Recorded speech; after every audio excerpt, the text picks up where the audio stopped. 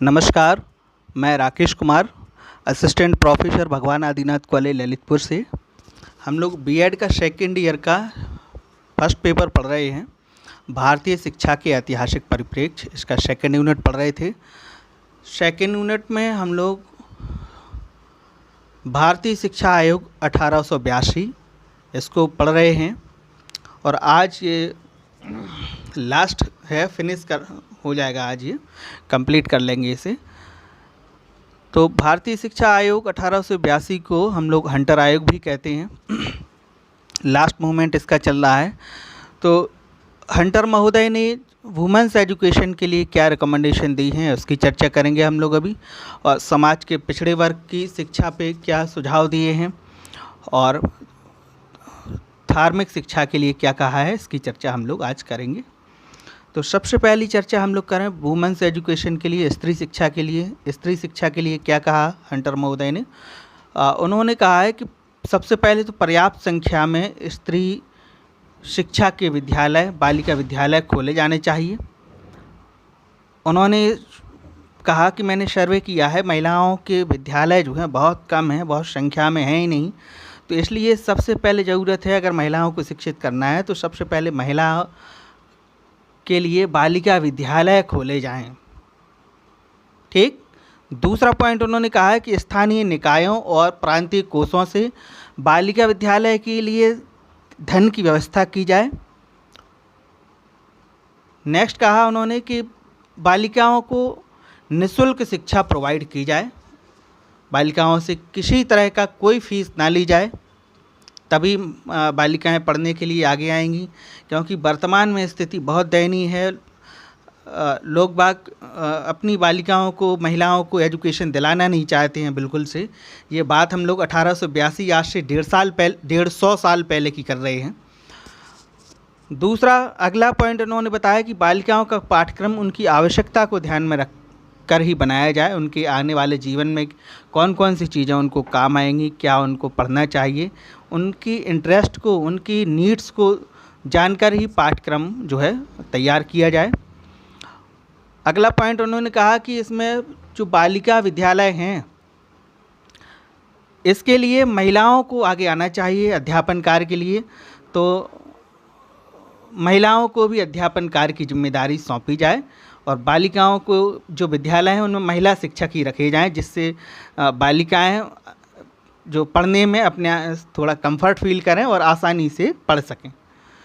अगला पॉइंट इसमें बताया है कि बालिका विद्यालयों का निरीक्षण सर्वे हो, तो उस सर्वे में महिला अधिकारी ही ये सर्वे करे। महिला अधिकारी बालिका विद्यालय में जाए, जो सर्वे करना है तो उसके लिए महिला अधिकारी ही सर्वे करे। ये बिल्कुल इसका कठोरता से पालन होना चाहिए, ऐसा हंटर महोदय ने कहा है। अगला पॉइंट आया है कि बालिका विद्यालयों में बालिकाओं को छात्रवृत्ति की व्यवस्था होनी चाहिए। क्योंकि कई अभिभावक सिर्फ इसलिए नहीं पढ़ाते हैं बालिकाओं को कि इनकी खर्चे की जिम्मेदारी ये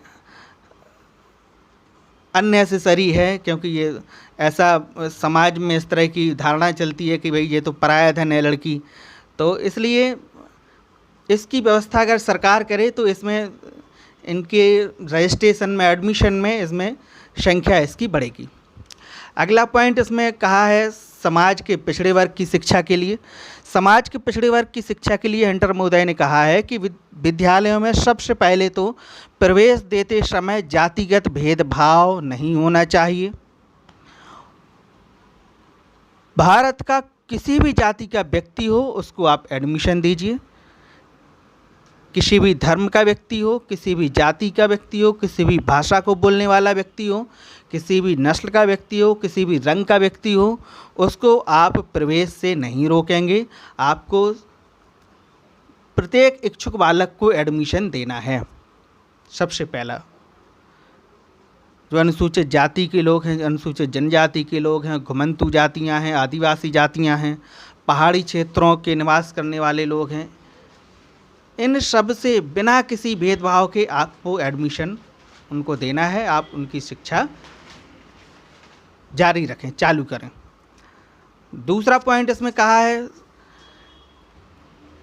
कि ऐसे छात्रों की शिक्षा पूर्णतः फ्री रहेगी, निःशुल्क रहेगी, इनसे किसी तरह का कोई शिक्षण शुल्क विद्यालय ना ले। अगला पॉइंट इसका कहा है कि ऐसे विद्यार्थियों को विशेष छात्रवृत्तियां प्रोवाइड की जानी चाहिए। अगला पॉइंट में इसमें कहा है कि अगर जातिगत विरोध अधिक हो रहा हो तो उसे नष्ट किया जाए, और अगर नष्ट ना हो रहा हो तो इसके लिए पृथक से विद्यालय की व्यवस्था ईस्ट इंडिया कंपनी करे।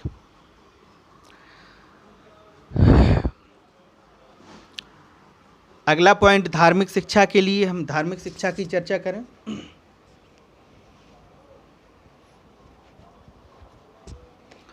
धार्मिक शिक्षा के लिए बताया गया है कि सरकार द्वारा संचालित विद्यालय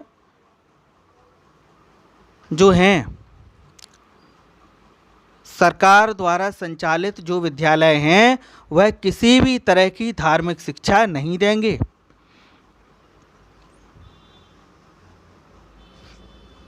और यह बात मिशनरीज पर भी लागू होती है। उन्होंने कहा मिशनरीज भी अपनी धार्मिक शिक्षा नहीं देंगे। वो अपने ईसाई धर्म के बाइबल द्वारा जो चर्चा चल रही थी कि बाइबल की एक किताब विद्यालय में अनिवार्य रख रहे थे, उन्होंने कहा ये सारी चीज़ें बंद होनी चाहिए। धार्मिक शिक्षा नहीं मतलब कोई भी धार्मिक शिक्षा नहीं। उन्होंने कहा इससे धार्मिक कट्टरता बनती है, लोगों में वैमनस्यता होती है। धर्म के लिए प्रत्येक व्यक्ति स्वतंत्र है, जिसकी जो इच्छा हो, जिसकी जो मर्जी हो, वो अपने धर्म का अनुसरण कर सकता है, अपने धर्म का पालन करे, जिसको जो करना है अपने धर्म को अपनाए, लेकिन सरकारी विद्यालयों में धार्मिक शिक्षा नहीं दी जाएगी। दूसरा पॉइंट इसमें कहा है, दूसरे पॉइंट के लिए कहा है कि जो निजी विद्यालय हैं, जो व्यक्तिगत विद्यालय हैं, उन्हें धार्मिक शिक्षा की छूट है, लेकिन उन्हें किसी भी तरह की कोई सरकारी सुविधा नहीं मिलेगी। सरकारी सुविधा नहीं मिलेगी, ना ही इससे उन्हें कोई मतलब होगा।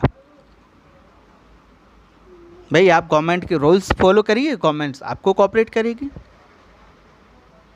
और लास्ट पॉइंट इसका बताया है कि धार्मिक शिक्षा जिन विद्यालयों में दी जा रही है उनमें सहायता अनुदान धार्मिक ना होकर, अगर मान लीजिए उनने रिक्वेस्ट डाली ही है तो उसमें अगर बचता है ग्रांट, तो वो ग्रांट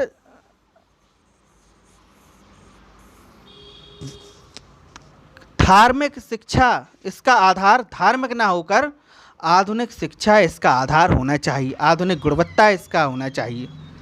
तो अगर आधुनिक गुणवत्ता वो विद्यालय दे रहे हैं तो आप उन्हें ग्रांट की प्रोसेस उनकी कर सकते हैं।